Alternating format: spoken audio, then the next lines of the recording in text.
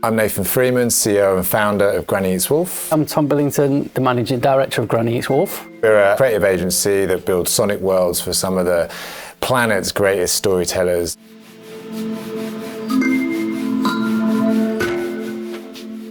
Audible, they approached us with the ambition of trying to take single voice audiobook storytelling to another level. We began to think creatively and differently from the ground up about how we were going to treat the production. One of the best things about using Dolby Atmos is from the get-go you are really thinking about where the listener is positioned, and from there you can then impact on not just the script but taking a brilliant narrator and asking them to perform the story, not just read it. As a train came out of the tunnel, I noticed at the carriage window on my side what looked like a confusion of hands and heads, and something waved. Because we were working with Sam Mendes, one of the biggest directors in the world, we wanted to create a cinematic sound with the audiobook. We put the listener on the train tracks, which means that we can have the train going past, but to create a greater sense of movement, we moved the music in the opposite direction so that you really felt in your head that you have that movement, and that's something that you just cannot achieve in stereo.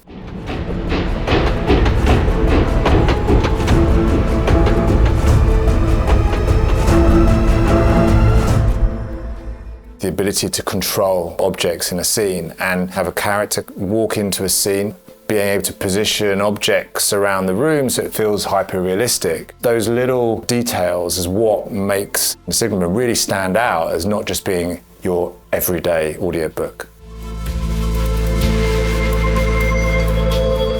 Within The Woman in Black in particular, it was some of the sounds created like mist. What does mist sound like within that scene? In the book, it sort of talks about 1,000 spider-like fingers grabbing you in this mist. So we kind of used the sound of a peeling grapefruit combined with gel over a microphone. It just gave this really eerie, crackly sound.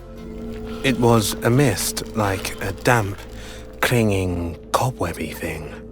Fine, yet impenetrable. It smelled and tasted quite different from the yellow, filthy fog of London. I still get scared every time I listen to where the sound designer just added this like really soft sort of bass note, like boom. And every time I hear that, I'm just like, I just get this shiver. But then I also get this twinge of massive excitement of being like, yes, it's scary, everyone's gonna feel that. And that's really satisfying.